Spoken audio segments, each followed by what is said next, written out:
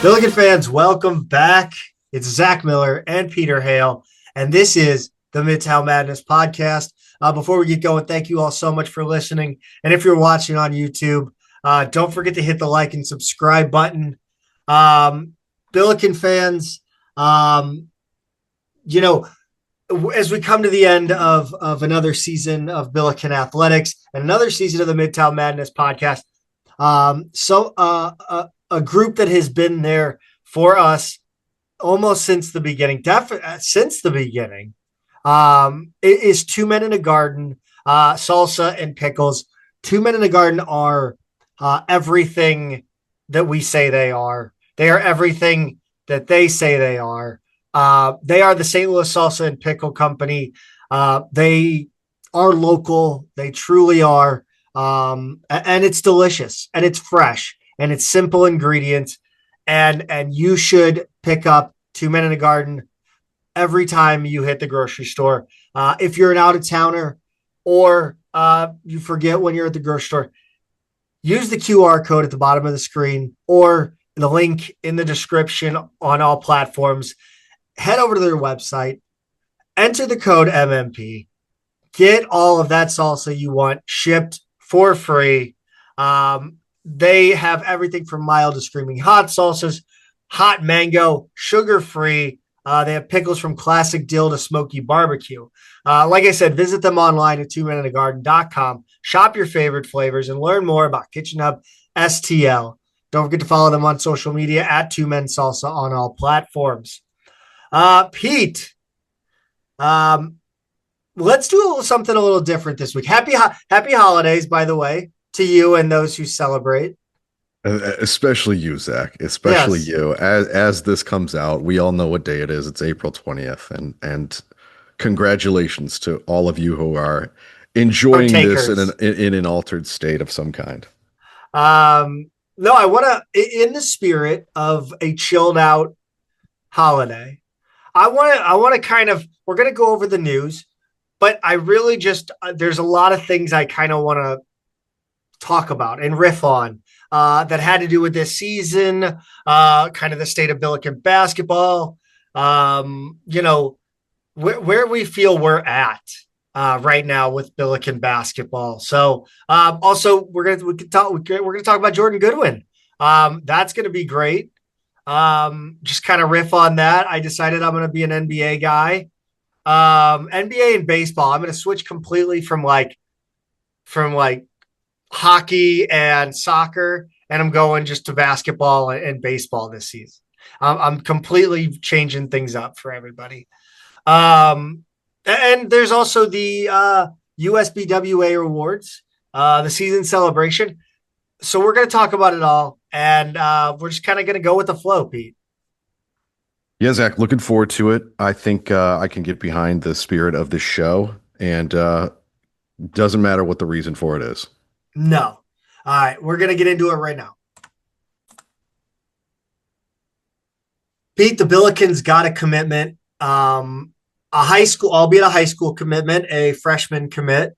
That's weird now to say, like a high school commit, like that was just a commitment for forever. And now you have so many different commitments. You have 110% commitments. 1,000% commitment. So that's right. But he is going to be a 4-year. He's going to have 4 years of eligibility, freshman. And he is much like the good friend of the show, Jack Godar. Sorry, wrong friend of the show, Carter Chapley. Good friend of the show, Carter Chapley. He's a Canadian. He is indeed a Chapley-esque Canadian, also from the Toronto area. Committed to SLU on Monday. We talked about him a few weeks ago when he first came up as a visitor, but just as a refresher, 6'7" guard, so he's huge, from King Heights Academy in Vaughan, Ontario, which, like I said, is right outside Toronto. He played his AAU ball with UPlay, which is a Canadian program in the Nike circuit. Really good size and skill set, make him a really unique player. And a tough matchup on both ends, I think. Great playmaker, high IQ, good passing ability. He's got vision, but he could also step outside and shoot it. He can get to the rim. Excellent rebounder for his position, and he even gives you shot blocking, which you really don't get much from a guy who primarily plays point guard. Earned an All-Canadian Games nod after a breakout senior season. There's a few quotes I'm going to give you, Zach, and then I'm going to swing it back to you and just kind of see what you think about the fit. John Chepkevich of DraftExpress.com called him a quote, late blooming jumbo initiator oozing with upside. Joe Musa But of that is poetic. That guy it is is trying very hard. 7 words I've never seen put together before, but I love it. Joe Musa of North Pole Hoops called him, quote, one of the fastest rising prospects to come out of Canada in recent years with unlimited upside, dominated competition in NPA Canada and the grind session. Yusuf joins fellow NPA Canada standout Ishan Sharma, who just had a breakout year with the Billikens. Alex Kichian, whatever, of NBA Draft Point said, quote, absolutely quality get for Josh Schertz, landing arguably the best player playing in Canada this year. Late bloomer on radars, but a do-it-all guard with loads of upside, great athlete, playmaker, and fun offensive bag. And then lastly, Matt Rocchio, your friend and mine, said this is pretty much the last slot for a high school player for SLU this year. And Zach, I think he's correct. But in Yeah. terms of fit and expectations, how do you like the fit? What do you expect from him this season and beyond? First of all, unique set of skills. I'm just going to go ahead and give Rammer his nickname for him. It's taken. You just got taken. That's the catchphrase. So I'm just going with that one. I like that. And then North Pole Hoops is an outstanding name. Yes. That's outrageous. But I don't know, man. Like high IQ, passing ability, vision, can shoot from the outside. To me, that sounds like a Josh Schertz player. You know, I don't know. Yeah. He sounds. I mean, look, I'm kind of at a point with Josh Schertz that I trust whatever he brings in. He hasn't given, I think that first year it was a surprise. But at this point, he has proven proof of concept. And to me, that gives, I have zero reason to question anything. He will be a fit. That's from experience. That's just When kind of what he's given. Yeah, that's what he's given us. Schertz went a perfect, batted 1,000 in the transfer portal last year, and there's no reason to believe that his high school players, even though they haven't played as much, the fact that they're coming back and kind of seem committed to developing within his program, I think says a lot. So I think he's going to be more that than say Amari McCautry, who plays a decent amount as a freshman. I just think there's too much on the roster already, right? To really see him playing big minutes. We're probably going to see him playing the kind of minutes that Cam Hudson played this past season. So unless he redshirts, he very well might redshirt. Actually, that now that I say it, very, very high likelihood. But all of that is fine because when I actually watched some more video on this guy, it's like it's hard not to see it right away. I think you probably think, okay, look, Canadian player who I've never heard of before, came across our radar late. Who else are the schools he's visited lately? Marshall, Arkansas State. You're not really like, it's not blowing your mind like we absolutely stole one here, right? But we may have. Like when I watched video on him, he has way more like, so you're like 6'7" point guard. He's probably, he's probably not the most, because he's got a big frame, right? He's not like, probably not like a crazy athlete, right? Because somebody with that profile would be gone certainly by now. And then there's a clip of him like almost hitting his head on the rim on a dunk recently. And like he just has a little more burst and fluidity than I would have expected, as I'm watching film on the guy. So it's one of those things, Zach, where like I look at everything on paper and say, you know what? I trust shirts on this one, but then when I actually like got eyes on more film, it was like, okay, all right, I really see what's here. And it's almost a shame our roster's so crowded because I would love to see more of them right away. I first I'm mad at the grind session. You cannot you got to do I can't Google the grind session. It's giving me all these other results. Be careful. Be careful. Yeah. Don't do that at work. No, I can't find anything Yusuf Ahmad. I found a quick 15-second, but he is a big guard. I mean, Yeah. that's a pro frame. Yeah. Oh yeah. Yeah, he's big. Yeah, He's like that's the other thing I guess I was gonna say is like you that's think 6'7" high school point guard, he's gonna have like a Sean Livingston like skinny frame. Not at all. Not I at all. I He's big. I have a weird take that just came up. Like, are we getting better players? Like all our players are just bigger and like players are just bigger. Like that's crazy. It's crazy. Like going Yeah. back to the Mitchell McCall Jet teams, Hmm. we were lucky to get 6'3". Yeah. Cody Ellis was a 6'7" forward. Oh yeah. Yeah. He was guarding Like, fours. are we better and bigger, or are we just bigger? Dwayne Evans was guarding fours regularly. Cody Is it just Corey the way? Remican was not a big five and he was I mean, guarding that's only fives. is that a general shift, or is that everything?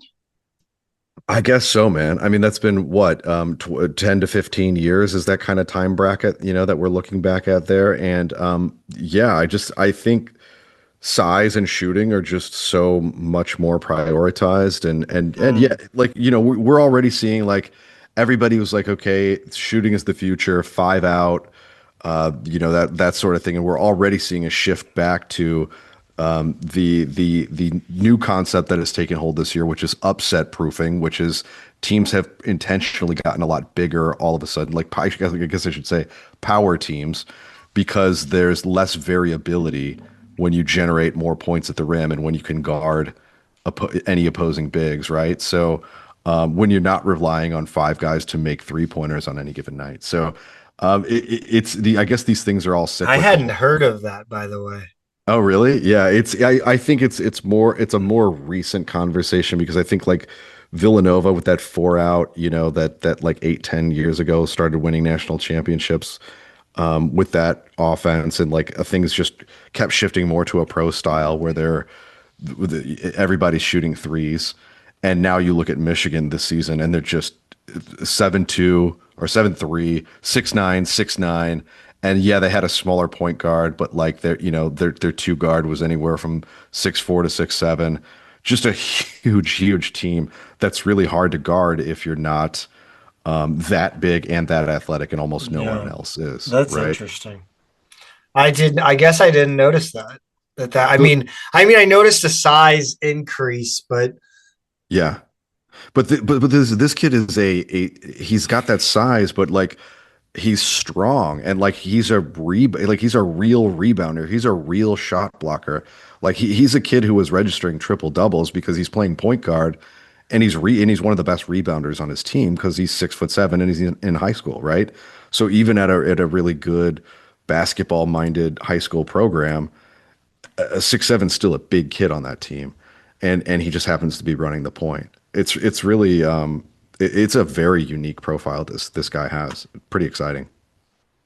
I look. I mean, Ishan Sharma from Canada. Shirts is batting 1,000 on Canadians. Um, so you know, Yeah. Yeah, and he recruited Canada when he was at Indiana State. He and his staff are comfortable there. They've got good ties there. So, yeah, Zach, I'm excited about it. Look, again, I don't think we're going to see big dividends this coming season, and that's fine. That's fine. He's a long-term piece. let's head over to the portal. The scary portal. By the way, we got to talk. Like when we finish this, I want to have a conversation on the portal. Hmm. And I think it's tied to that the upset proofing conversation we had because now I'm starting to connect the dots like I'm Charlie Day. Um, the Okay. outgoing, we've got news. Our two beautiful butterflies that left us, Brady Dunlap and Dylan Warlick, have both found their forever homes, or Hmm. at least until the portal opens again next year. Yeah, they're for now homes. Yeah, for now, their foster home. Oh Jesus. 12, Um, the leases are 12 months. So yes.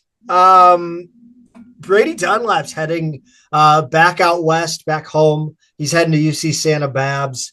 That's the second time we've discussed this school in recent weeks.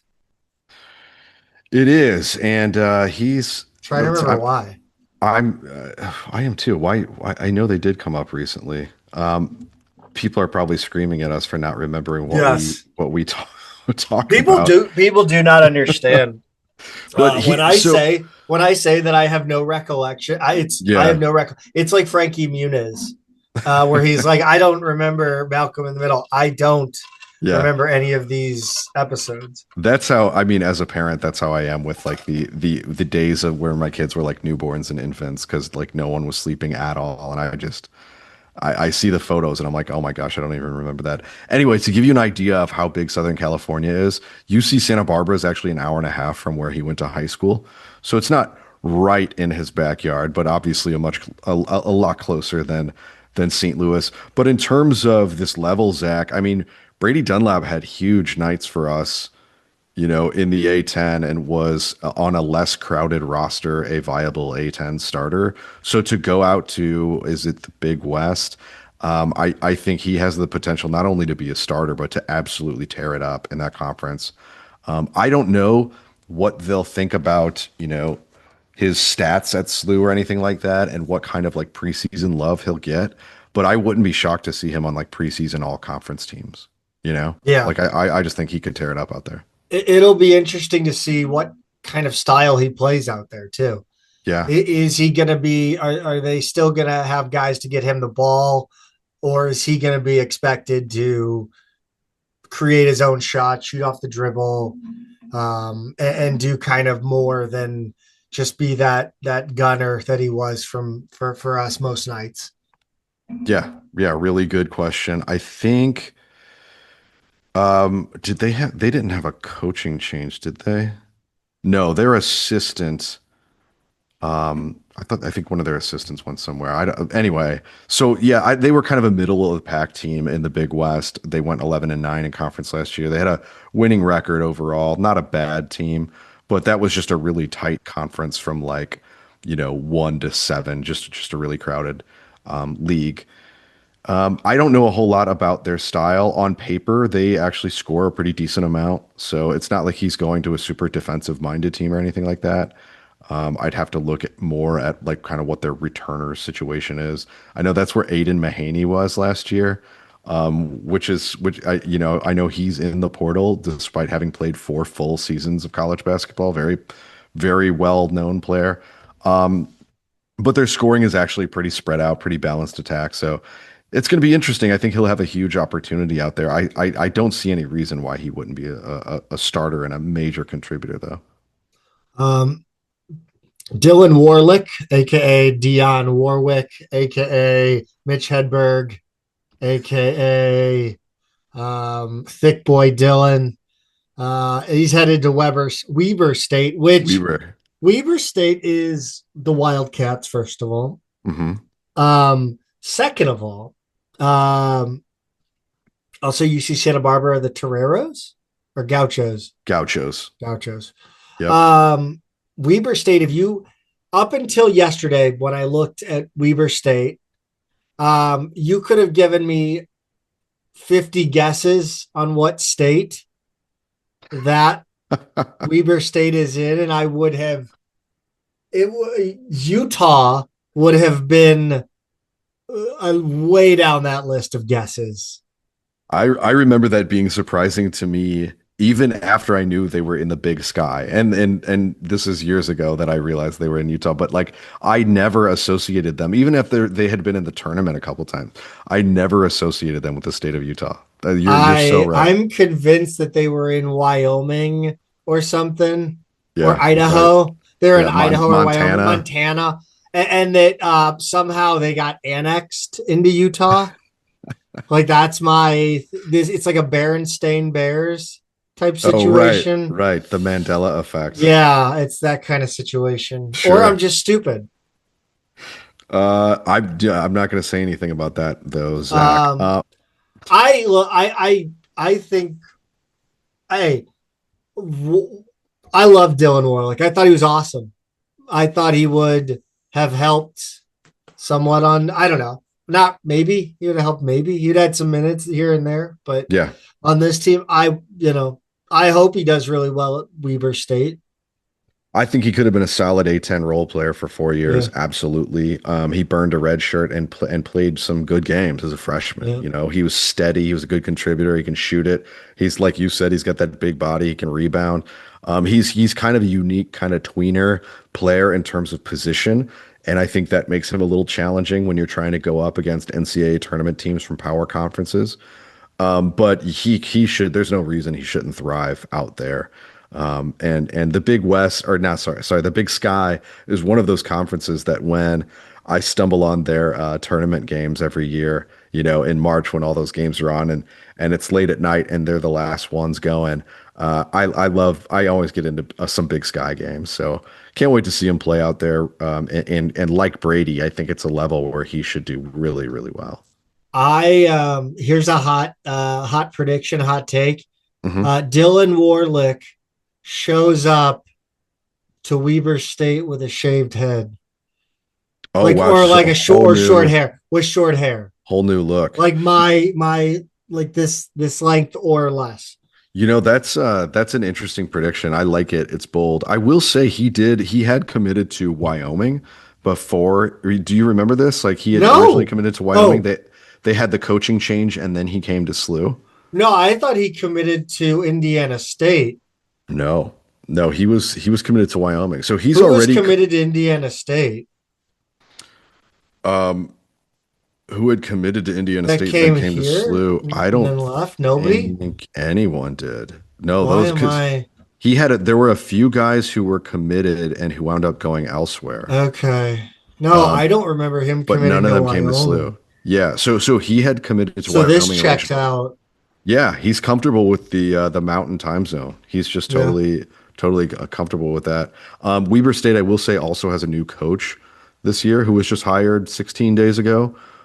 So that's that's going to give him a good opportunity as well. Caleb Canales, he was the associate head coach at Troy. Ogden. 2 decades of NBA coaching assistant experience.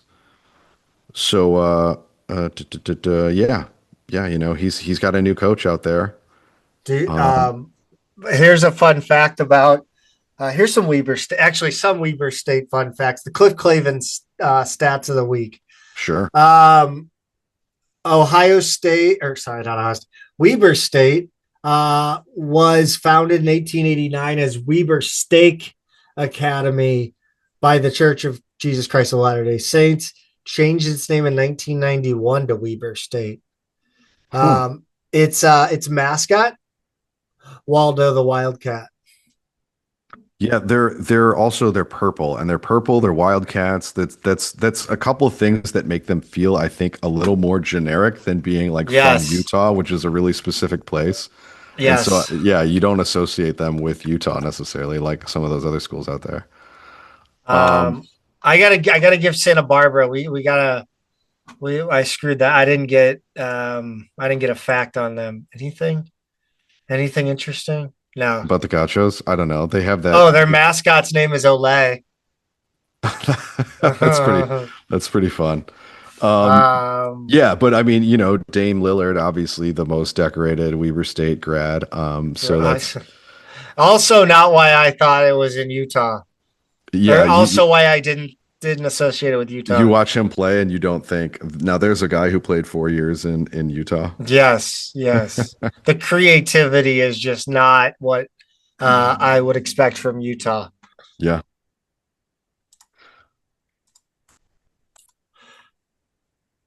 Pete, as we fired up the old laptops, the old podcasting machine, the Billikens got a commitment. First reported by, was that Norlander had it? I think Jeff Goodman actually was the first one. I Oh, know. I know. I know. That oh, sours it a little bit. it was Jeff Goodman. Yeah. Yeah, it's why don't since you are familiar with this first name, I'm gonna let you go ahead and take this one. My best guess is that this is Alon Micheli. There might be an extra little emphasis on some vowels in there, but forgive me. He is a 6'9", 230-pound freshman from Colorado, originally from Israel, though. And that's why I went for that pronunciation, Zach. I had a roommate senior year, one semester of senior year, my very last semester at SLU, whose name was Alon Ginsberg, and he was from Israel. He actually had gone to SLU Madrid, Hmm. but got into too much trouble there, and his parents sent him to SLU in Missouri as punishment. And he told us that like You're just the you're first just time like we met him. you're just like narking out this guy like just oh man. Hopefully he's not a listener. He did a late night DJ sets at like the Red Sea and some other clubs in St. Louis. And they would start at like 3 in the morning. He had a very different lifestyle than even his hard partying roommates. We were just a little more traditional Midwesterners, and he would play like the DJ, like the house music that he had put together, and we were all just like, yeah, cool, man. We don't really know anything about trance music, but this sounds as good as any other trance music I've heard. But I yeah, just this is a wild. What the? This really did go. You know what? You know who loves trance music? uh, I is People it who celebrate the holiday. that's true. Yeah, enjoy your 420 trance music, everybody. But yeah, Uh, Alon Ginsberg, DJ Mossad. I hope you're doing well. There's a 0.0% chance he'll ever hear this, but wait, that was uh, his actual DJ name? I think it was. I think that's what he went by. Yeah. Holy shit! That's like going by DJ CIA. Dude, I tried to Google him. I don't remember why, and looked up like his name, DJ name. I could not find a trace of him anywhere online, which also doesn't surprise me. But It's gonna be Isaac, weird for all these kids to have literally every video. Like they have no like every video of them is on like I know, their whole lives are online. I know, Like and he's not even online. Don't even bring the on the line into it. That yeah, it's on the computer. It's all on their parents' phones and stuff. Like their right. entire life. It's And crazy. and yet my trance DJ senior Yeah, year you roommate can't is a find. ghost. He's a ghost. He should be Eh. DJ Ghost. But You are Isaac, you're part of a dying breed of I those who know, are yeah, not. the last Uh, generation the of where you the can be a ghost I online. think I think MySpace would probably be the downfall. So yeah, maybe your generation was the last. I have a couple friends with absolutely no online presence, and they love it that way. But I yeah, have a to couple. tie, I have a couple. yeah, it's hard. It's hard to. I mean, you can do it. Sure, you can do it. Yeah. But to tie this back to basketball, Alon Ginsberg, my roommate Isaac Ohanon, Yeah. who was in my class at SLU, would come over and hang out with him, and they would speak in Hebrew to each other, and we had no idea what they were talking about. So yeah, yeah, cool guy. Anyway, Okay. Alon Michele, back to him. So Shout Zach. out. So he's from Colorado, right? Big 12 school, Yes. 7.1 points a game. Just like Chris May. That's right. Three. Oh, that's why that was the inside track on this one. Yes. 3.9 rebounds per game, one May and assist, Prime. 0.2 blocks a game, 0.5 steals, one turnover, 1.5 fouls. Slash line does not stand out at all. 401 from the field, 290 from three, 722 from the free throw line. But Jack, Godar helpfully pointed out that he shot 52% at the rim and 28% on other two-pointers, the ones that we try and erase from a guy's He repertoire. I have a question. He shot 69 threes and shot 29%. What, bro? You can't shoot threes. 62. He was 18 for 62 for the I mean, season. at some point, Yeah. like And he, here's to me, this is going to either open him up for better shots and his 3-point shooting gets better, mhm. or his whole kind of his role, sorry, whole his entire role is to get to the rim. Like they are. This is strictly. I don't know. Do you get what I'm saying? I do, and I think our system will benefit him Yes. tremendously. I mean, I do. I don't want to like sneeze at a guy who averaged 7 and 4 He as takes a freshman in the Big you. 12. He has to. He's clearly not taking a lot of Josh Shirt's approved shots. That's right. Yeah, That is that's my point. He and would he was have yeah. to agree to the role taking Josh Shirt's approved shots. Essentially, That's 100% right. Like he's in our offense now. He's got to play by by our rules. But he's here's a few things. Freshman, right? So that mitigates a lot of this. It's not like we're this is a guy who's played 3 years of college ball and can't hit 30% from three and can't hit 41% from the field. So that's worth noting. And to actually be somewhat productive in the Big 12 is not nothing for a freshman. But I also want to quote Matthew Winnick, who said, as of this afternoon, the only Power Five players at least 6'9" with an assist rate over 10% and 15 plus made threes were Alon Michele and Alvaro Folgueras, the guy from Iowa State. So St. Louis adds a big who is nowhere near Robbie Avila, but does some Avila things and was great in non-con as a freshman. So I think that's all worth noting. He also had 18 and 6 in their final game of the season, which was in that college basketball crown event against Oklahoma, Zach. So also worth noting that he ended on a high note.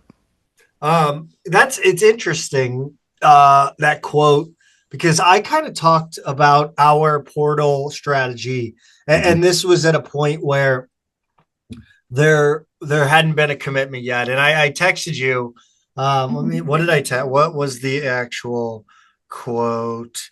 It was, I just don't understand the whole need to make a huge splash. I felt that way last year and the year before, but after this year, as a proof of concept, we just need to not dip in quality with dudes who want to win above everything and figure out how to play without Avila. And I think part of figuring out how to play without Avila is to get to the point where you can play Avila style basketball for the entire game, as opposed Yeah. to 20 minutes of really good Avila basketball or 25 minutes of Avila basketball.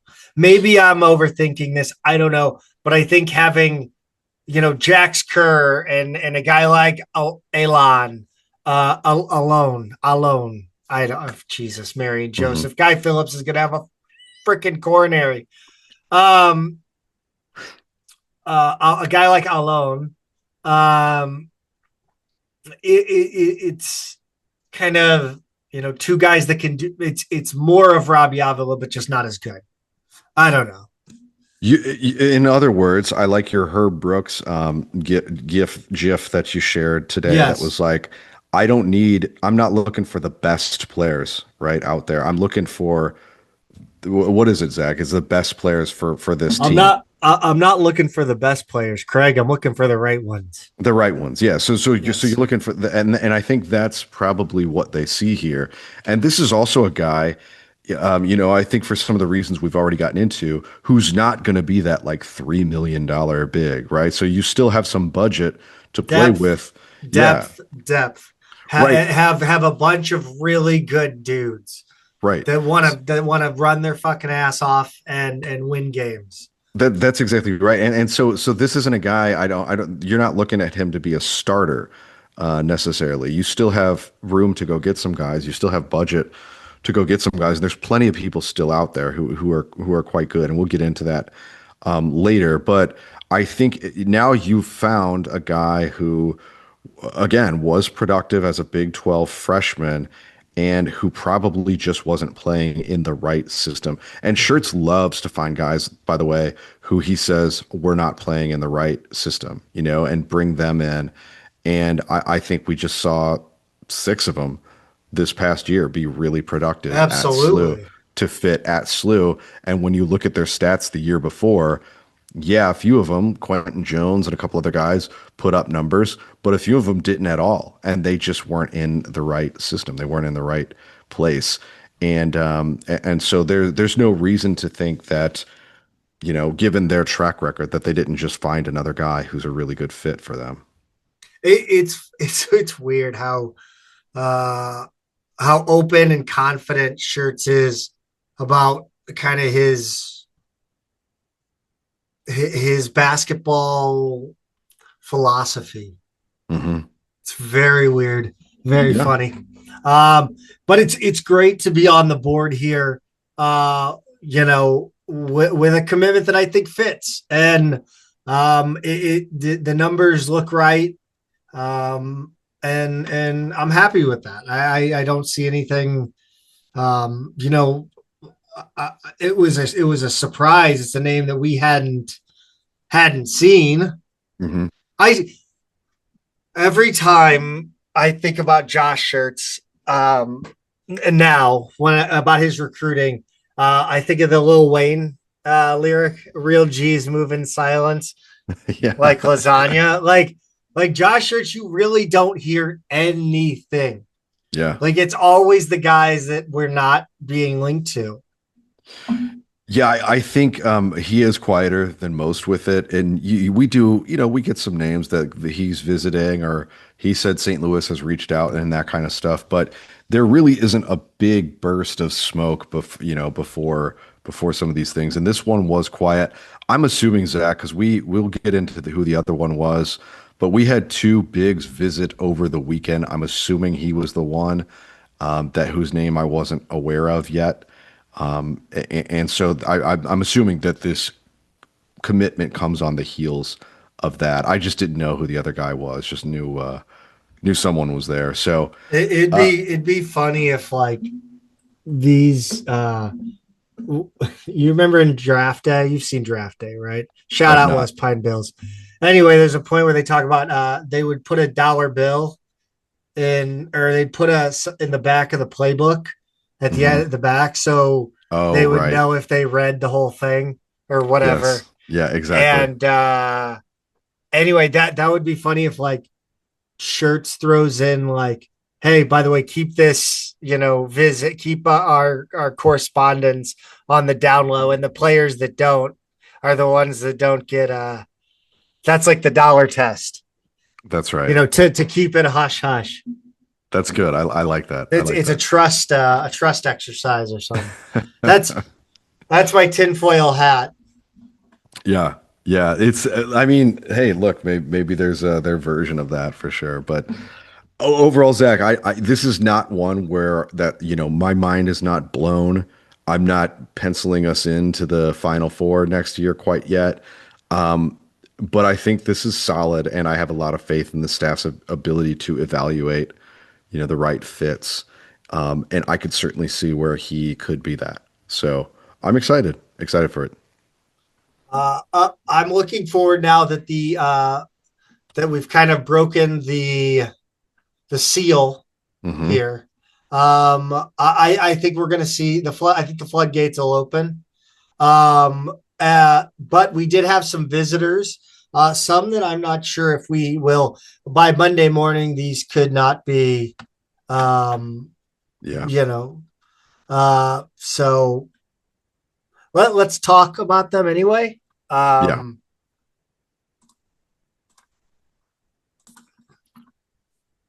the first visitor the Billikens had on campus this week was 6'10", 240-pound junior big man from Moline, Illinois, Owen Freeman. Pete, I know an Owen Freeman. Much smaller, shorter than me. Nice So kid. so this is Nice not guy. him. No, different guy. Okay. Okay. Shout out Owen Freeman. I hope he's a listener. He is That's a probably funny not. coincidence. Yeah. Anyway, this Owen Freeman from Moline went to Iowa as a freshman, Zach. Big Ten Rookie of the Year, who averaged 10.6 points and 6.6 rebounds, increased his production as a sophomore, but only played 19 games before shutting it down for the year with a finger injury. Then Iowa goes through a coaching change. My fingers hurt. He hits the portal, lands at Creighton, and was selected as a preseason all-conference player for the Big East. However, did not live up to his potential after undergoing meniscus surgery right before the season, really not being able to stay on the floor for long stretches of time. He appeared in 26 games, though. He started 8 of the first 9, just never looked 100%, didn't fit into the system, maybe because of the injury, maybe not. And Creighton fans were really unhappy because he just looked out of shape and didn't justify the big salary. So him not panning out, a lot of them kind of used that as their excuse, that their season got derailed. He averaged just under 12 minutes a game, averaged 5 points a game, 4 rebounds a game, and just under 1 block a game. He's got a mixed reputation as a defender.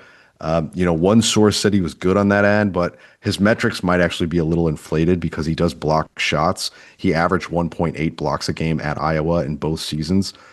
It seems like the more common refrain is that he's not a great defender overall, though. But he could be an awesome player at SLU if he's fully healthy. He could be a really nice fit offensively. Defensively, you want him to just be a little more disciplined and kind of do what Shirts wants, in terms of our defense. But the issue here, Zach, he visited Syracuse before he came to SLU. He visited Auburn afterwards, and nothing's official yet. But it seems like there's some smoke starting to build that it's going to be Auburn for him, which I think is a really odd fit. But what do I know? Maybe he will go there. However, if he were by some chance to commit to SLU, I think in tandem with the other commitment we just talked about, that's a nice 1-2 punch, right? And this is a guy who does project more as a starter. Yeah, I still want um, Craig Gilbert. Craig Gilbert, yeah, that's the D2 Still, kid. I need Craig Gilbert. Why not? I mean, he's 6'9". You don't need him to What be an a awesome big. name. What like it's not anything flashy, but an awesome name. Craig Craig with a Gilbert. K. Craig with a K. All, automatically cooler. Let's see. Christian Jones, familiar face. Yeah, from George Washington, right? 6'4", 200 pound, good frame for a guard. Averaged 10 points a game, 3 rebounds a game, just over 3 assists, just over 1 steal, and shot 45.4% from the field, 36.4 from 3, 65.6 from the free throw line. A little turnover prone, over 2 turnovers per game. Against SLU, he had 9, 4, and 4 in the conference tournament, and then had 15 points, 5 rebounds, 3 assists, and 3 steals in that game at SLU that went down to the wire. I think, Zach, he seems to check a lot of boxes, right? He makes sense with what we do defensively. He shoots the 3. You'd think his percentages are going to go up in our system too. He gives you some of that passing and distribution. He can score downhill. I think SLU might be in the leading position for him at this point. I haven't seen any other visits publicly announced. There may have been some movement over the weekend. I can't verify. I've been offline most of the weekend. I just haven't seen anything kind of bubble up to the surface. But Zach, to me, there's a lot of Quentin Jones in these numbers in this profile. I think he might potentially be a little more of a passer too. Yeah, I like it. I mean, it would just, I think it would make the A10 hate us more. We've seen a few intra-conference moves already, but I do agree that we would probably pay for Have it a we little had more. one either way? Have we had one? No. I On the can't. women's side, but not on the men's side. Definitely on the women's side. Um, oh man, there might be an obvious one that I'm just not. I'll have to get back to you on that. Mm-mm. I have to start thinking back. I don't think so. I Yeah. don't. I don't think so at all. Um, Drew Charnowski commits to Duke Yeah. after he visits here. While he visits SLU. It's like being on a date and then getting a call from someone who's hotter and being like, you know Uh-huh. what? This is a first date. I'm not cheating. So from apparently what has been reported. So he's a 6'11 center from Belmont. Would have been, I Yeah. think, a nice get on paper for SLU. And But was that's like, hold on. That's like going on the first date Mhm. at the bar. The girl leaves. You stay for one more drink, and another girl shows up, and then you take her home. I think that's probably the better metaphor. Yeah, that might work better. Nailed Um, it. yeah, good. Yeah, well, you're just better at that kind of stuff than I am, Zach. What can I say? Yes. Actually, we'll talk offline. Okay. So anyway, yeah, he gets his first call from Duke within 2 hours. He had committed there, is what's been reported. 2 hours from first contact to commitment. And that's for SLU for getting him on campus, thinking you're really in play to that happening is that's a tough one to swallow, Zach. Even if none of us got too attached to any of these guys in the first place, right? That is, I mean, how do you compete with that? I mean, you don't, right? You just hope that Duke leaves your dudes alone. It's Duke, right? I Yeah. now what is his role on that team going to be? I have no idea. He could be the 11th guy for all I know. Maybe he has the hubris to think he goes from averaging 10 points a game at Belmont to being a starter at Duke, but How I don't think that's happening. like back in the day, it felt like the gear, being seen with the logo in the gear, that was Mm, a thing. Like hmm. before you get paid, how many guys are still like, yeah, I want to wear the Duke logo? Like, what if what if they sign him with no expectations? You're like, you can come play Duke. Like he just wanted to wear the logo. He's Yeah. gonna ride the pine. I mean, look, if he's one of these guys who's like maybe not thinking of a professional career in basketball, there are worse things to do than to go to Duke and set yourself up for, You mean a career in something other than sports? I Like mean, all the other ends, like most of the NCAA to say student I athletes? played Duke basketball, I can't imagine there's many Duke alums who, run hedge Correct. funds and private equity firms that would go, I'm not interested, right? It Yeah, opens a lot of doors. it does. Um, New names. There's some new names here. Names that we haven't connected to a visit. Mhm. Just some names that we've heard. The first one we've got some info on. The next two, not quite yet. Yeah, the next two I've opened up, Oh, okay. their stats in other windows. I'm Um, sorry to let the listeners behind the scenes. My fault. I mean, we're great at reading the stage directions always. The first one, Zach, is Jeremiah Johnson, not the character made famous by Robert Redford, but 6'4", 180 pound sophomore guard from Campbell. Go fighting camels. There's I a don't get camel, that reference, by the way. The Jeremiah John. I mean, it's an old movie. It's older than me. Okay, Um, then I feel okay. you shouldn't feel bad. All right. Campbell, by the way, there's a Campbell County High School near Cincinnati. They're also the Camels. I guess you just had Because to yeah, do you that. have to. You have to. You absolutely like. There's no. It's negligence. Right. You just You there's just no have choice. to. No Uh, choice. he was a good player there in the Big South. Averaged 15.2 points a game, 3.5 rebounds a game, almost 2 assists per game on a slash line of 449, 374, like that, and 865. I like that even more. Averaged about 19 points a game in the Colonial, not Big South Conference tournament. Good balance between 3-point shooting and downhill scoring. About 4 3-point attempts a game, about 6.5 2-point attempts a game. He moves around a lot, 3 different high schools. Now he'll be on his third college soon. So, he's a sophomore, and you don't necessarily think a guy with his profile is going to stay anywhere for 2 years just because he hasn't done that since he was a freshman and sophomore in high school. But I do like the profile, Zach, as you know, if somebody like Christian Jones doesn't work out or some of the other ones we've talked to, he does have a profile that fits in with what we're looking for in that guard. Uh, Luke Wilson. Luke Luke Wilson, Wilson? yeah, not not the Hollywood Luke Wilson of the Wilson brothers, but Oh, hold up. Rammer. New Rammer catchphrase. okay. Luke Wilson. He just went old school.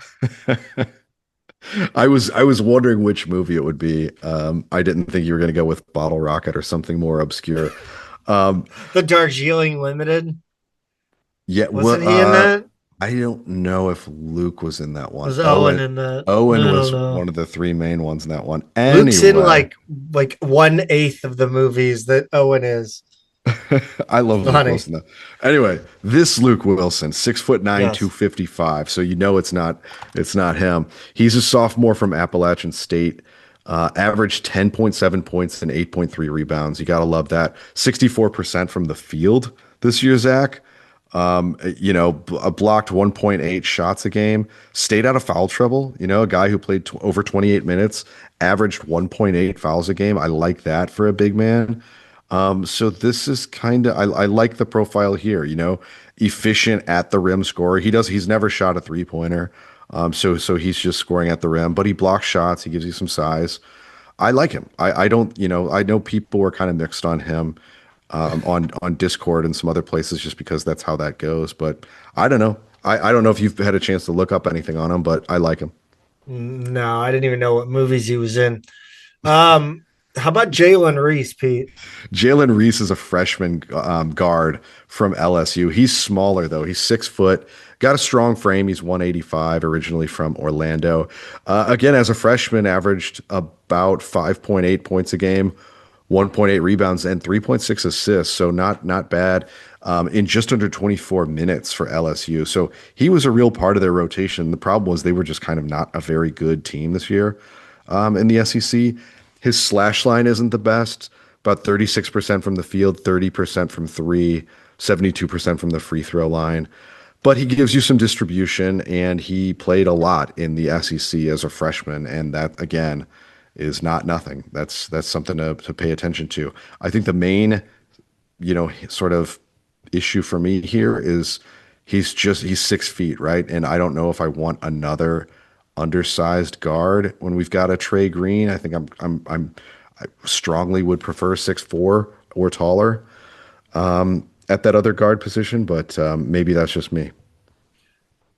We're gonna end up going. I thought we were gonna have not nearly enough, and we are on about an hour. That's funny. I always think we're gonna be short, and then we end up just yapping away. Let's give some updates on some guys that did not decide to come to the St. Louis, and it's extensive because numbers. Bowden Kapke visited last Sunday. He also visited Nebraska and Virginia Tech. On Wednesday, Nebraska was said to be his leader. He made his commitment to Nebraska official on Saturday morning. Xavier Robinson, I will not say his nickname, visited Ole Miss and UCLA. SLU was the other one in the mix, but our visit was canceled. His commitment to UCLA was made official on Saturday morning. Isaiah Dennis removed his name from the portal and returned to UNC. Riley Allensbach committed to Cincinnati on Monday. We really felt good about that one. I don't know. I just felt like it was, I don't know. Yeah. Kavere Kennedy committed to Wake Forest on Monday. Terrence Ford Jr. committed to UNLV on Sunday after visiting there Saturday after visiting there earlier in the week. Damarian Dennis committed to Texas Tech on Sunday.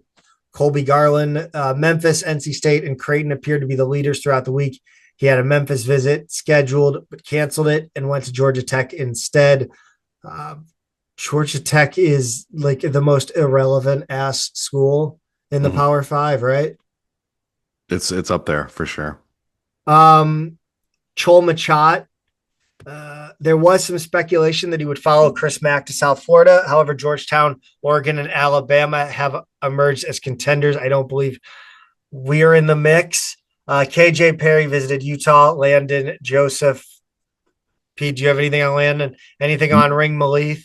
Nothing new on those guys, but on your guy Craig with a K Gilbert, I saw that Yes. Maryland is actually in the mix. So I don't know who else is, but that's the only school I've seen his name attached to, besides that initial list of schools that might be looking at him. Why are all the awards like what the why is everything hosted at the MAC? Like I just realized like the Herman Awards at the MAC, the US Basketball Writers Awards is at the MAC. Like why is it held in St. Louis? I really don't know, other than the MAC is just really well connected in like the kind of old school political sports circles, right? I mean, like I don't really have a better answer than that. It's a good question for somebody who That's really funny. knows, like a MAC member, maybe. You know who probably knows? Magic Johnson. He was the keynote speaker, and I don't believe he uh, he talked about this specific question. Probably not in his knowledge bag, but no doubt that he was a compelling speaker. I love Magic Johnson. SLU was well represented at the U.S. Basketball Writers Association Awards, Zach. Josh Schertz, Robbie Avila, and then we had fans like SLU Tony in the house too. So, plenty of SLU representation there. But part of the stuff that emerged from this was really about the coaching staff, right? Per Stu Durando, Schertz said SLU would retain the entire coaching staff from last season thanks to an increase in the pool of money for salaries. And then this is something that was confirmed later in the week. So Zach, when you kind of take a look at this coaching staff, this is pretty much 3 seasons now that they've kind of stayed together. And I think that's every bit as important as keeping, rosters with a little more continuity these days. Yeah, it's I mean sometimes you want your assistants to get better jobs, but also you wonder how much of the success is the coaching staff as a unit here. I think obviously there are guys you could probably say aren't as key to the whole, but Bovair, Gaetano, Gardner. I mean, those are guys. I mean, Anton Gray could throw in there, Corey Tate, anybody like, and you could really make the case that anybody could go, Hmm. and you would be okay. But again, how much does this staff as a whole? It's more than the sum of the parts, right? Yeah. Yeah, for So sure. I mean, it's also that's the associate head coach is just a label that Schertz has never used on his staffs. I think he's just of the mindset like you were just outlining. Like everybody has their talents. He trusts all of them. They all do something a little bit differently. He doesn't see a need to make anyone sort of the leader of that group. You could see on other staffs why it might make sense to give the guy that title, but I don't mind it. I think it's kind of cool. It sounds like they're also Brett Putt's recruiting coordinator. They're hanging on to him. Grad assistants Jason Fang and Alex Peevler will be given permanent roles, maybe different titles. Fang does more of the kind of video work, and then Peevler does more player development kind of work. And then grad assistant Sam Mervis will remain in that role as well. So Schertz had one other quote from this night, Zach, that I wanted to run by you. He told Tamar Scher, a recent friend of the show, quote, "I think it'll be the most anticipated season in SLU history with regard to this upcoming season." Now that was part of like a 2 or 3 minute video clip of them talking to each other, and I just pulled that quote out because I thought it was interesting. But do you think that's true? Like when you think back to SLU history, is there another season that comes to mind that may have been more highly anticipated than this upcoming one is? well, we were ranked number one in the nation in the first day people. Um, I I can't. Um, I don't know. Maybe Mm. I I think so. It has to be in modern history. I think it. I don't. I mean, I guess I don't know. I saw Maybe someone not. argue, I saw someone argue that 2012, 2013 was, and that was the year that, okay, so we thought we were coming back with Majerus as head Hmm. coach, and then Cruz was ultimately the coach, and Majerus died in the middle of that season. What Hmm. was it, December of that season? I think that is a reasonable one to throw out there. That was also coming off a season where we were a 9 seed, right? And you had Hmm. really started to see everything that Majerus had built start to really coalesce after the season before it got derailed by players being, expelled or suspended in the beginning.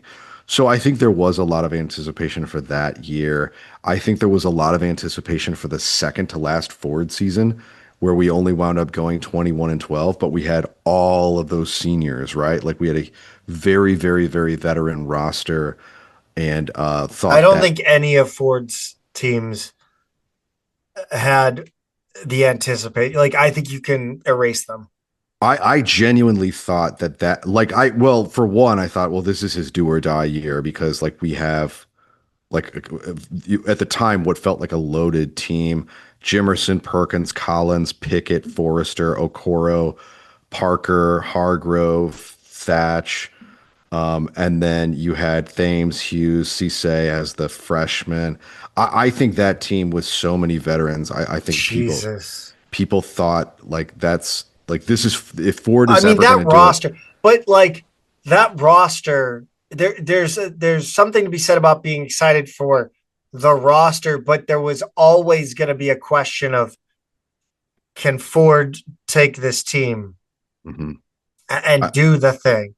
Yeah, So I think with this next team, if we get to the season and we have a roster uh, commensurate with the amount of money that we are offering or that we have in the budget, I think this will be more anticipated than any Ford season because you don't have that question of coaching. Um, it would be like if we brought everybody back next year, right? Or if we brought everybody yes. back this next coming season, but Josh Schertz is the coach. Like it's this roster, it's literally this almost one for one. And I think there's no question about the coaching and the system. And if there's no questions about the roster, then it's got to be the most. It's more than anything in Ford Air because there was always something with Ford. I think that's true. And I would give the edge to this one for sure. I would also say the one that we just talked about with Majerus and the transition to Cruz, I would say that one too. I'll throw out one other season from the modern era that I think would be up there, and that's 94, 95. Because Mm. at the end of 93, 94, right, we were a 7 seed in the tournament that year and lost in the first round. We were ranked number 24 at the end of the season, as high as 16 during that year. And in 94, 95, I'm going to read you the senior class that year: Claggett, Highmark, Waldman, Robinson, Turner, Campbell. And farther down, you had Eric Jones as well. All seniors for that year, right? So 6 of your top 7 guys were seniors. And so the anticipation was really high. That's also a time where, if people remember, that was the first season, I think, in the Kiel Center. And we at the time were one of the top 10 nations or top 10 teams in the nation in terms of average attendance coming out of the arena and transitioning to Kiel. And they left that attendance at a very, very high level. So that team went on to win the same number of games, 23, lost in the NCAA tournament second round. So didn't quite they were almost, equal in terms of what they accomplished on paper as that previous team. Better defensive team, didn't score as much. A bit harder strength of schedule though, so it's all reasonable. But I think there was probably a lot of anticipation for that team too. But I think Schertz is right to say that this team is right up there, with some of those others as I being think it all, yeah. Oh, I think he's right. I think it all just depends on the on what the roster looks like. Yeah. Let's talk about this season instead of looking to the future for a moment. Um, this past season, the Billiken Athletics, Billiken Basketball has invited fans to celebrate the 25-26 men's basketball team on Tuesday, the 28th at Chaffetz Arena. The doors will open at 5:30 p.m. The program will be again at 6 p.m. Tickets are required for entry, but are complimentary and can be obtained online. Complimentary soft drinks and appetizers will be available, as well as a cash bar. Free parking is available in the Fred Weber VIP lot. Fans should enter through the O'Laughlin Family Champion Center entrance. As part of the program, fans will have the opportunity to hear from SLU head coach Josh Schertz and Billiken student athletes. As part of a Q&A, there will be a meet and greet afterwards with autographs on the Chaffetz Arena court. I plan on going. I think this is Okay. a great idea. I replied. There was a dumbass Michigan fan in our mentions on it, like trying to dunk on us for like having a parade. Right. And I'm like, buddy, look, here's the thing. Here's the thing. Teams used to have these things called banquets at the end Yeah, of every season. that's right. And here's the thing. I like this. I think this quote, I'll democratizes. I use a buzzword. Sure. The idea of a banquet. Like, I think this is a great way to get to the every fan. Like, I hated that the banquets were like $100 a plate or whatever they used to be. This is great. We can get a bunch of people in the building, offer free. I don't even know what appetizer, like what just get popcorn's fine. But appetizers are great. That's awesome. Yeah. Good for Like I just think this is embracing the entire fan base, and I think that's exceptional. You should not make the. It's good to have recognition for the team and that banquet type thing, but banquets are antiquated and I don't know. They went out with COVID. It feels like. It does. Well, and I just think the transfer portal, right? It's hard to sit there and Yes, celebrate a team when everyone's leaving. It's just like that's you can't. true. You Yeah, plan an event like this around being able to meet and greet and celebrate the guys who are there, and it's just a lot harder to do to like shake the hand of a sophomore who was great this season, but he's moving on, and stuff like that. So it's just different. You're right. It does feel like a bygone era. The last thing I'll say is that like to the Michigan and other fans who can celebrate national titles or league titles or Final Four appearances or whatever, it's like, you know what? Congratulations. I'm happy for you. This is the kind of thing a program like ours needs to kind of keep the vibe high and the momentum high and the anticipation high for next year. It's not a foregone conclusion here at our program, as you and I both know as much as anyone.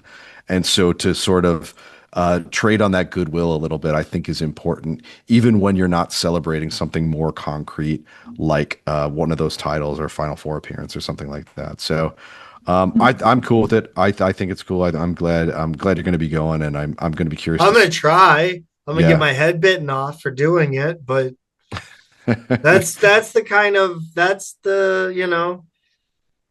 a sacrifice I'm willing to make for Billiken fans to cover Yeah. this stuff.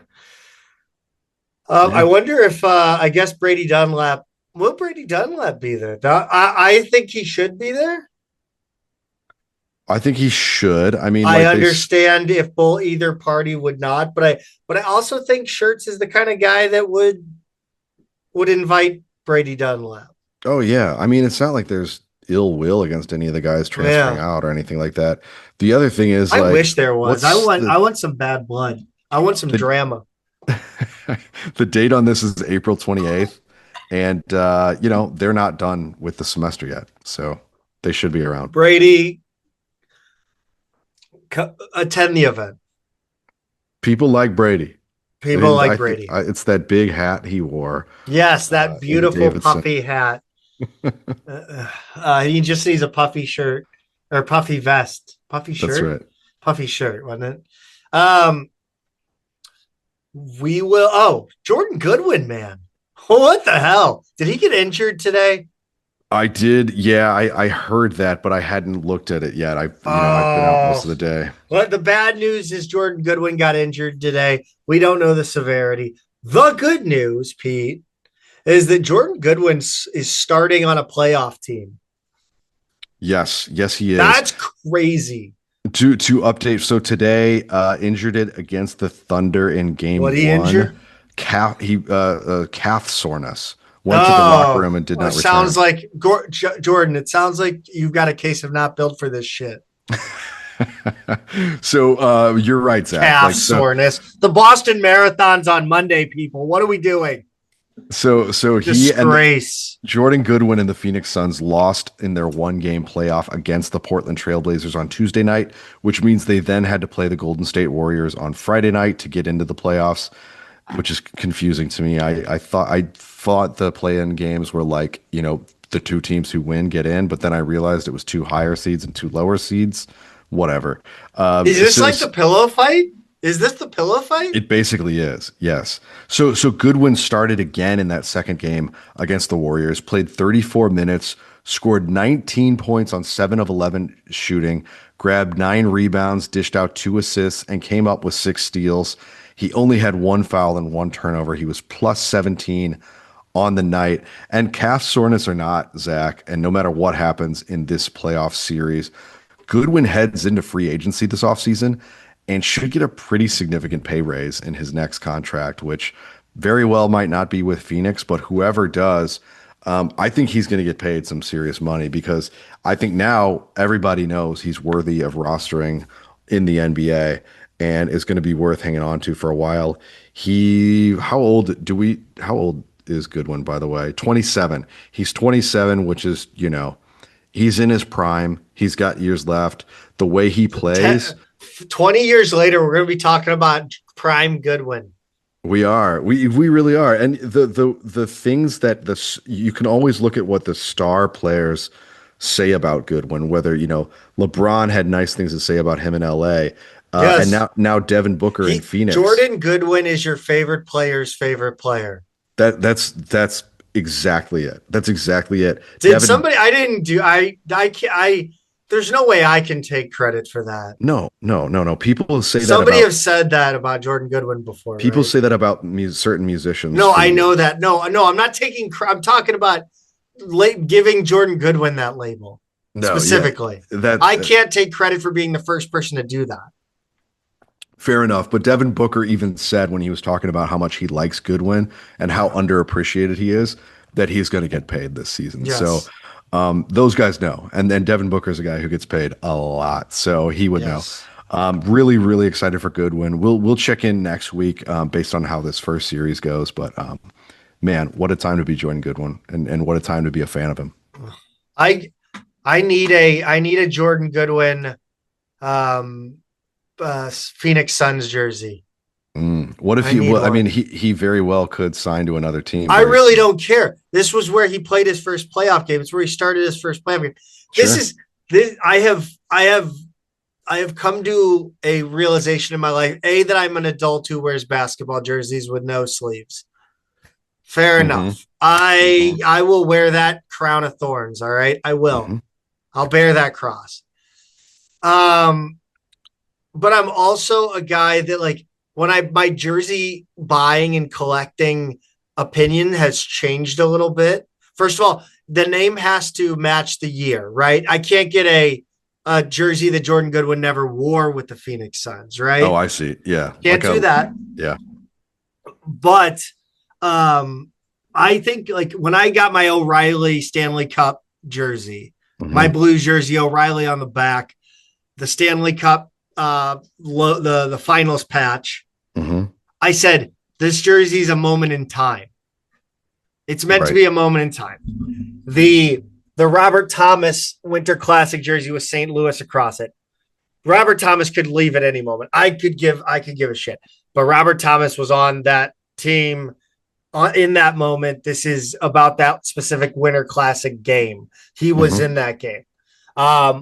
So I don't even know where I was going with that. I need a Jordan Goodwin Phoenix Suns jersey, and I don't care if he ends up somewhere else. Well, the good news is if he winds up somewhere else, any excess Jordan Goodwin Phoenix Suns jerseys should go on pretty deep They just discounts. they just get shipped to St. Louis like the Super Bowl shirts.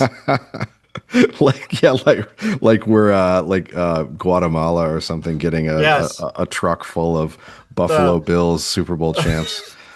the old the old meme with the kid with the fist pump. Super Bowl shirts get here on Monday.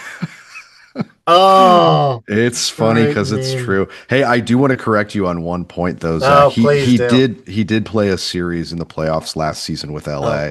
well, He whatever. didn't play a lot. 7.8 He minutes per st- he game over four started. games. He started. It's the first time he He started in the playoffs. that part is true. That's right. Yes. So, yes, Jordan Goodwin, Phoenix Suns jersey, size medium. Anybody Okay. out there? Yeah. Um, Robbie Avila. Speaking of pros. Actually, yeah, I think the guy's going to be a pro. He's going to be a pro, but like, well, his measurements came in dead last. hmm He's got the skills to be. He's got NBA skills. I feel like he needs to try to get an NBA body. But then again, does that even help? Does that matter? So At the end of the day, does it change anything?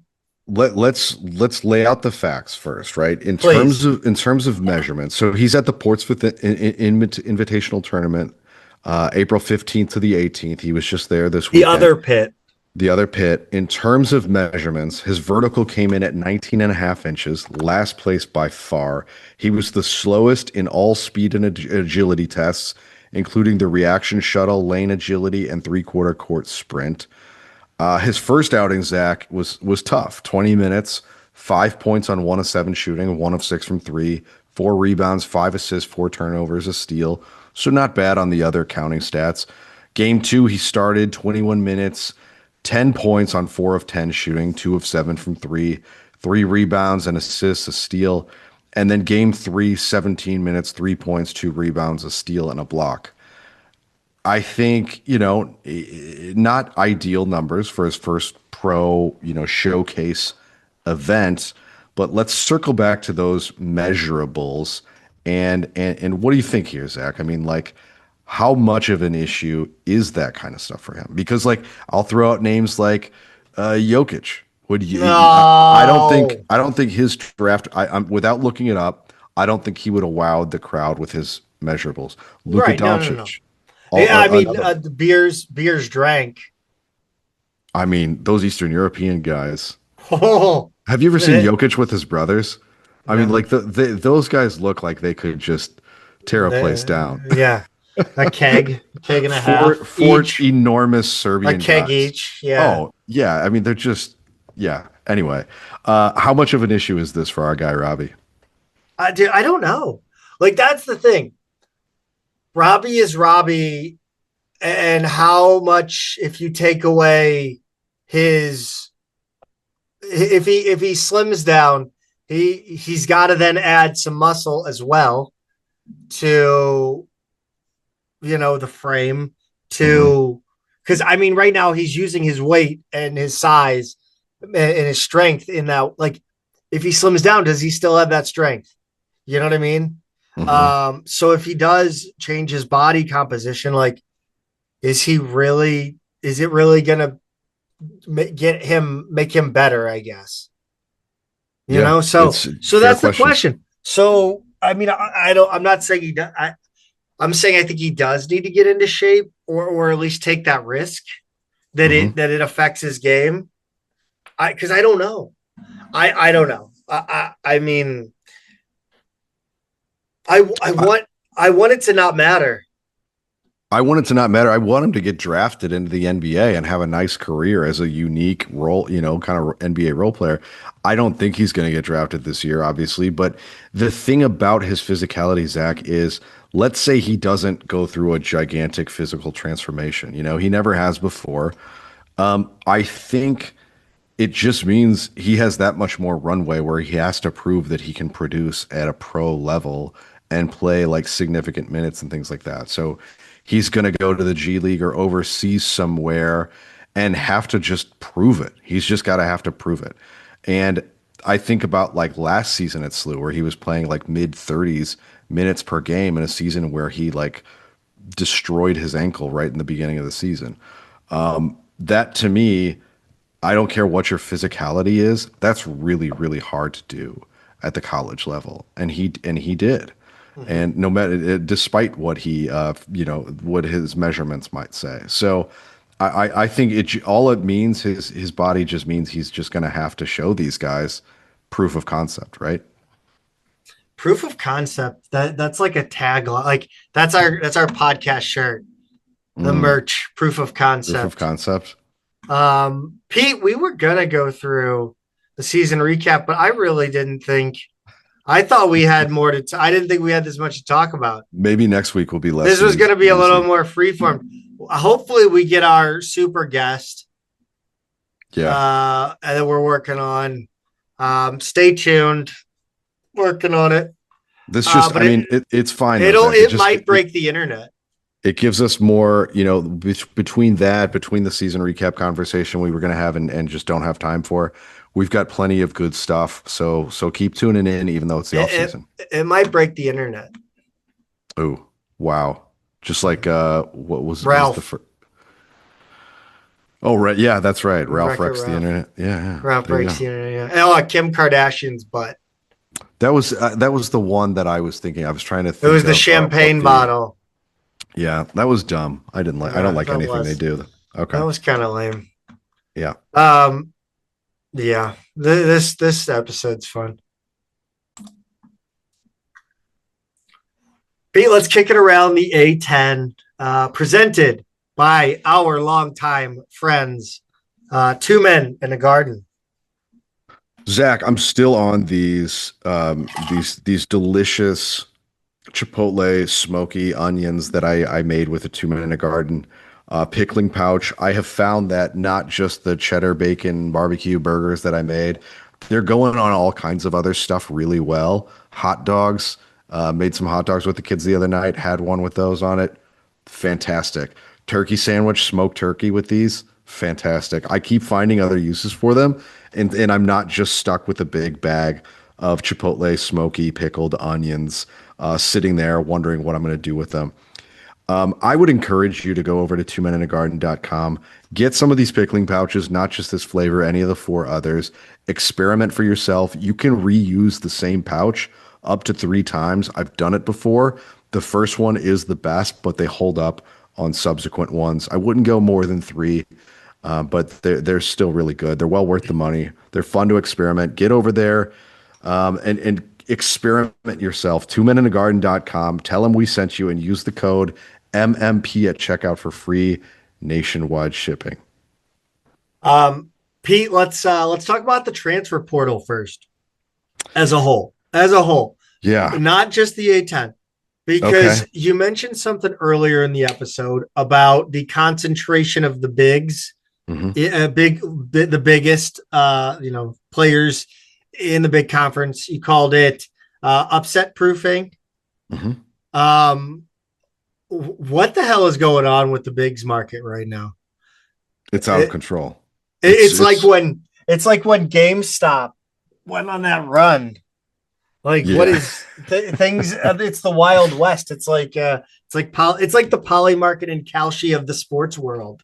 Did you watch that GameStop movie, by the way, Zach? Might have, can't remember it. Do you remember what the title was of that? Uh, the dumbest guys on the internet or something like that. Dumb Money. It was just called Dumb Dumb money. Money. And I think your GameStop reference is appropriate because dumb money are the only 2 words I can think of when it comes to this market. Bigs who did not put up impressive numbers at all and are like going to be seniors are transferring up and making 2, 3, 4 million dollars for 1 year. It's absolutely crazy. It's probably for most of these guys, and hey, good for them. It's the most money they're ever going to make in their lives. I don't even know what to say about it, Zach. It's just like it's so expensive to get any big man out there right now. It's kind of why I like our commitment, your first commitment, because like I don't feel like we just broke the bank right for that one. Like I don't think he's commanding like top level big money. I'm just guessing. I have no And idea. But he seems like a good value, yeah, even though I don't know what we're paying for him. I didn't get the sense that the market on him specifically was as out of control as it's been for guys who produced just barely more than him. So well, I just don't understand it. college sports right now are essentially so it's like if a professional sports team was run by a consortium of message board moron or was owned by a consortium of message board morons, guys who just talk ball all day on the internet. We made That's reference. essentially what we're looking at now. It's like a large pool or a a modest pool of individuals that have a lot of money Yeah, that are feeding the money in. They yeah. basically are paying. They're the owners of the team. They're the And president of in a lot of ways. the really funny thing is people always make that example, but like there is to them personally not an ROI. It's all pride, No. right? Because Yes. it's not like they're getting money back for this. It's not like they're No. going to be able to sell an asset at the end of all No. of this investment. Like there's no income and there's no So hold on. Every athletics department is Scientology. I don't. Oof. Uh, Boy, if you the I AI really is don't think we're going to alienate anybody with that one. Like I really don't. none of our listeners, but if everything we say is going into some large Database. Oh, learning we're model, yeah, screwed. Yeah, the we're word screwed. science, those people flag every Yes. mention of their religion's name, and they're going to start like rooting through our trash Beautiful. before you know it. I can find Um, all my dirty laundry. But Um, but yeah, Zach. I mean, it is dumb money. It makes no sense. The market is particularly irrational on bigs right now. I it's don't know how to. irrational. It Yeah, is irrational. I just Like don't. I there's don't know no how to get around it. uh God bless this country.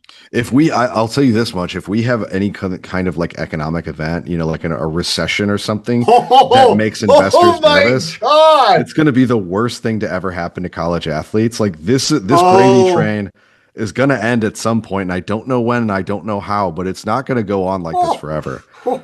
It can, oh my God. Oh my God. Yeah, it's just I don't Like, know can some you imagine the like, and then there are the, I don't even want to put that out in the atmosphere.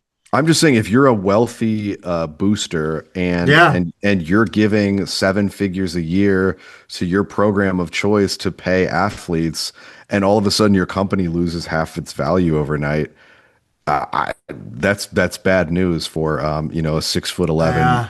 big from Belmont who averaged 9 and 6 Hmm. or whatever. Yeah. Oh Someday, man. You someday. could, let's talk about the A10 though. Yeah. Davidson is adding Jackson Keith and John Carter, not that John Carter, John Carter Jr.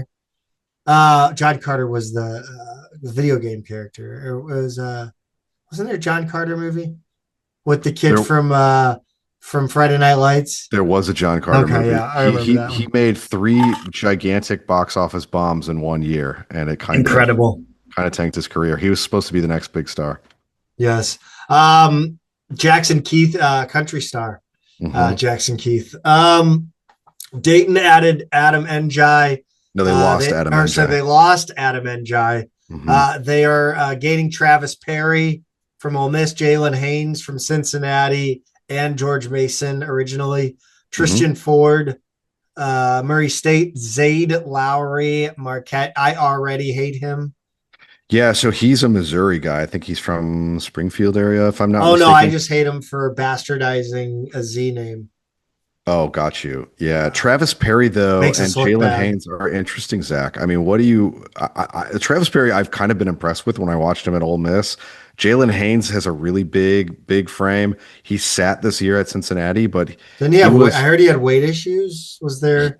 Yeah, I don't know what the injury was, but he sat out all year. He was a load at George Mason. He was tough to guard. I don't know about these guys all as fits at Dayton.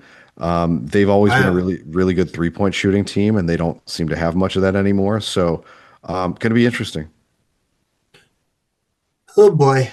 Duquesne is losing David Dixon and Dom Akins. They have Isaiah Pasha from Virginia Tech and Josh Smith from West Georgia. Is that Division two or is that? I think they just moved up to D1. I think I heard that too. Fordham is losing Kingston Price and Jamison O'Toole. I love O'Toole, the name O'Toole. It's one of my With the first favorites. name Jameson too. That's just the most Yes. Irish name I've ever Yeah, heard. that's as Irish as Paddy's Pig. Hmm. Um, incoming from incoming to George Mason will be Emmett Adair from Loyola, Maryland. Michael Marcus Jr., which is a good name. Appalachian State. Efiosa o- Oliogu Elbor from Butler. Cool. EOB from Butler or E- EOE. EOE. EOE. Lillian? Lillian. I, Lillian? I had to double check it myself. I thought Lillian? surely there's a spelling. Surely you can't be serious. Lillian, you I can't be am serious. surely. I am serious. And don't call me Lillian. Lillian Marville from UNC Lillian Greensboro. Marville. Lillian's a beautiful name. Lillian Marville. I wouldn't have been opposed to Oh, naming my daughter Lillian. It's I like the name Lillian. I was a lovely. fan of Rugrats. Oh, But sure. Marville? Lillian Marville? The basketball player? The men's basketball player? Okay. Yeah. All right. Lillian Marville? It is correct. He is Okay. from France. He's French. Okay. Okay. So maybe that That makes explains. sense. Yeah. Baraka Akoji from Mercer. George Washington is losing Vince Chowdhury. They are gaining Terrence Arsenault from NC State. Felix Caceres from Colorado. Amari Witherspoon from Pitt. Any relation? Dylan James from Georgia. And Malachi Arrington from NJIT. Let's talk about the second half of the alphabet here, Pete. Yeah, LaSalle has Anthony Finkley coming over from St. Joe's, so there's some more intra-conference Ooh, activity. drama. Yep, and it's a local, even Philly to Philly, right? So that's a big Oh one. boy. Philly to Cam, Philly's been a thing. yeah, that's true. I mean, like, some people just love the Big Five, just not their own Big Five school. Cam Burton from Stephen F. Austin is also incoming at LaSalle. Loyola, they are also losing Dominic Harris, but they are gaining Dayton Williams from Vincennes Hmm. D2 school and Donald Hand Jr. from Boston College. It's a shame Um, that Dayton Williams didn't end up at Dayton, so we could have Dayton on the front and the back. I know yes. Who did we say that about? Oh, there was a St. Oh wait, no, Louis. Dayton is first name. God dang it, that's no fun. Yeah, that's true. Yeah, That doesn't really sucks. work. Richmond is gaining Amon Dories from Bucknell and Andrew Ball from Monmouth.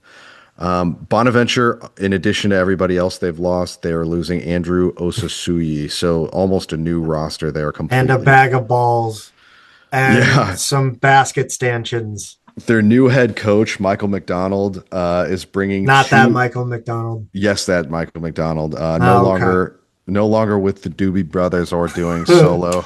He's the basketball coach, but he's bringing two He said D2, Doobie. two Damon from Damon University was where he came from. He's bringing his two Benjamin Johnny Bill. Damon University. Benjamin, can I just like get one word out here? Yeah, sorry. Benjamin Bill and Zach Filipkowski, both coming with him. Akbar Wahid is coming from Boston College. Ryan Kalambe from Detroit. Taj Duke from Indian Hills Community College. They're always a powerhouse. And Mason Blackwood from Penn State. Do you know any of those guys, Zach? I think they're going to have the best named team I think they in did. the Atlantic 10. I think Philip they did Koski, last year too. Yeah, like when you look at the guys. Wahid, Ah Duke. Like that. This is awesome. Yeah, This is so Bonaventure. it is. It is just a bunch of random dudes. St. Joe's. Kafik Myers is leaving, but they are picking up Gavin Mars from Oregon State, Logan Carey from Maine, and Donovan Flamer from Elizabeth City State, a lower He's a division flamer. school. You said it, not me. Hey, Um, no, that's an Arrested Development reference, guys. We're talking about T-Bone. oh yeah, We're yeah, yeah. talking That's about right. T-Bone. T-Bone's That's a flamer. that's a deep cut. I haven't watched the show in so long. I should do a T-Bone. rewatch. Hey, T-Bone.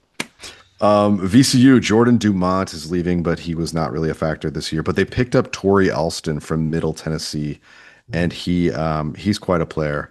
And then Terrence Hill is, we know he's leaving, but he's going to Tennessee.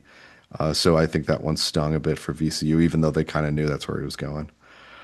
So yeah, a lot of activity this week, Zach, in the A10 portal. There won't be many more guys outgoing, but we should have quite a few incoming again next week.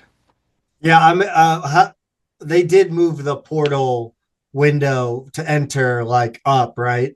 Yeah, it's You have there. less time to enter. That's right. Yeah, I think how many days is it? It's 30. So yeah, we're getting close, but like you can already tell it's kind of slowed to a trickle in terms of new entries. And that is a welcome sight. Yeah. Um, yeah, let's head over to women's basketball. Pete, the Billikens got two commitments this week, and here's the thing: I am skeptical of a turnaround next season, but these are two decent steps. I agree. Yeah, I mean, I it's actually pot. Like I think it absolutely can happen with the portal and how quickly teams turn over. I think there absolutely can be a turnaround. I'm skeptical, but again, this is a good start. yeah, I agree with you, Zach. I think we'll get to what we still think they need, but I think they're off to, like you said, the right start here. Demijah Bolds is the first one they got. 6'3" sophomore forward from Western Michigan. Played high school ball at O'Fallon High School in Illinois. Averaged 7.4 points a game, 5 rebounds a game, 1.1 assists, 1 block a game. She shot 55.1% from the field and 59.3% from two. She'll take a three on occasion. She shoots about 28% from outside, so not a real outside threat. But Zach, I think this was a strong first portal commitment for Tillett. She gives size to help take pressure off of, the 6'6" Alyssa Kirkenmeyer in the front court. No one on SLU shot anywhere near 59.3% from two. I think Kirkenmeyer was the closest, 52.5% by comparison. So that's something that they really need, is just that kind of efficiency, and that size along with her. Like as soon as I saw her height, I was like, yes, okay, like there's something. I don't think we had anyone in the rotation last season who had that kind of size. We were basically a couple inches shorter than that once you got outside of Kirkenmeyer. It went from like 6'6" down to 6'1", having to guard opposing fours. So I think she's a really good two-way fit for this team. Really nice first one.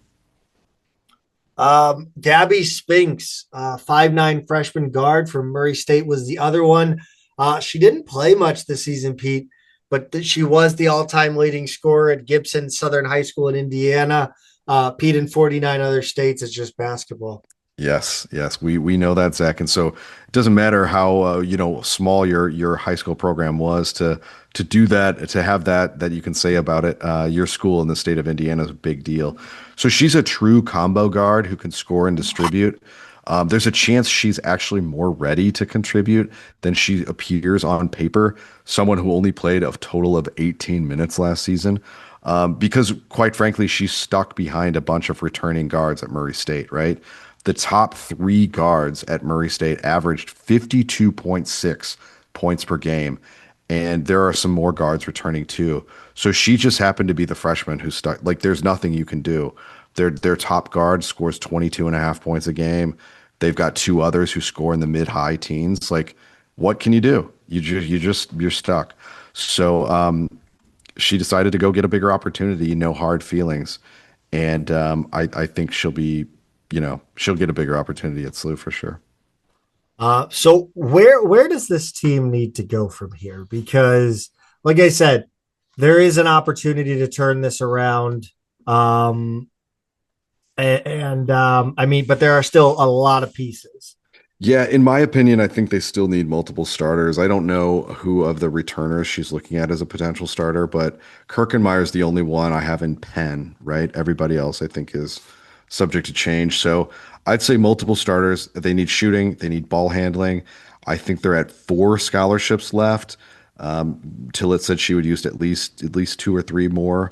And if those are starters, then at least, or if two of them are, then I would feel pretty good about that, or at least the level of talent who could start. So, two promising gets so far, Zach. So I think we're off to the right start. Um, let's head over to baseball real quick. We're going to kind of just run through these. The baseball, not a good week for the Billikens. A 9-1 loss against Lindenwood on Tuesday the 14th. It was a 2-1 game until Lindenwood blew it open with a 4-run seventh and added three more in the ninth. Liam McKinney through the first two innings and didn't get the worst of it. Still took the loss.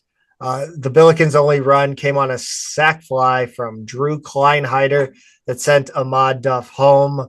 They followed it up with a 15-5 loss in 7 innings on Wednesday the 15th. The Billikens did jump out to a 4-0 lead in the top of the first, but it fell apart in the third when SIU scored 6. It only got worse from there, unfortunately. The Billikens' first couple of runs came off a series of walks, the last two with the bases loaded. The Bills only managed 3 hits on the day, 2 from Austin Newegg, who also drove in 2 runs. Pete, the series with Davidson was not great.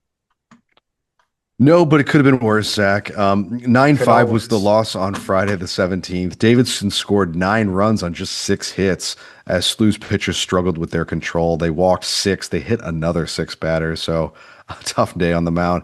Ben Cherico got the loss in his first game back after that absolute gem he threw last week. It got worse on Saturday, unfortunately. 18-3 loss to the Wildcats. Davidson already led 7-2 before exploding for 9 more runs in the 7th. They had 5 home runs. Matthew Arnold hit a 2-run homer for SLU, if you're looking for a silver lining. But luckily, Zach, they avoided the sweep on Sunday the 19th with the 7-2 win over Davidson. Got home runs from Riley Ifrig and Hank Gomerick to avoid the sweep, but it was a team effort with RBIs coming from 6 different players. Noah Andrunas was fantastic on the mound. He struck out 9 and allowed just 1 hit, 1 walk, and 1 earned run. 2 of those on a solo shot in 6 2/3 innings. Lauren Georgia finished the game, allowing just 1 more run. Next up, Zach, they're going to go to Western Illinois for a game on Wednesday the 22nd. Then Rhode Island comes to St. Louis for a 3-game weekend series. So, Zach, they're on the ropes heading into the final stretch, currently sitting in 9th place in the A10. The top 6 teams make the conference tournament, but SLU is only 4 games out of 2nd place to give you an idea of how tight it is from top to bottom in the league. They have a chance to tie or leap Rhode Island this weekend in that series. Luckily, though, Zach, softball is in a little bit better position as they head into the home stretch. Yeah, they took 2 or 3 out of Dayton, and it's always a good time to beat Dayton. Their week started off with a 6-1 loss against Eastern Illinois on Thursday the 16th. This was postponed from Wednesday. The Billikens' only run came on an RBI double from Abby Mallow in the first inning to tie it at 1. Eastern Illinois kept building their lead from there. Isabel Royal gave up 5 runs and got the loss. Anna Christ took basically the second half of the game and held them to just 1 more. They followed it up with a 4-0 loss against Dayton to open up the series in game 1, Saturday the 18th. Billikens only managed 2 hits in this one. Isabel Royal got the complete game loss. 9-8 win against Dayton in game 2. This one was a lot more exciting. The Billikens came back from a 7-run deficit to take the lead in the bottom of the 6th. Dayton ties it in the 7th. The Billikens walk it off in the bottom of the 9th with a Sophia Bente solo shot. Anna Christ was pulling Otani duty again. Tough day on the mound, but led the Billikens with 5 RBIs. Then they win the series in a no-doubter, 8-0 on Sunday. Senior day for Marshmallow, and she led the Billikens with 2 hits and 2 RBIs. Carson Janney led the Bills, though, in RBIs with 3. All of the scoring came in the second and third innings, and it came in their usual way, a couple doubles, couple singles, some walks. Small ball. Pete, where are we at right now in this season?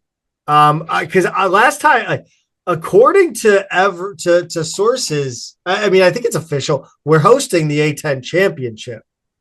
Yeah, and win. So you better show up, right? That's again, and there's not much that I am willing to talk about things that Chris May has done internally, but that is one of those things when the soccer happened, when soccer missed the A10 tournament that they hosted, Chris May was like, that's never happening again. Yeah. Oh, so it's bad. Yeah. But again, like baseball, only the top 6 make the conference tournament. Every team in the league either has 1 or 2 A10 series left to play.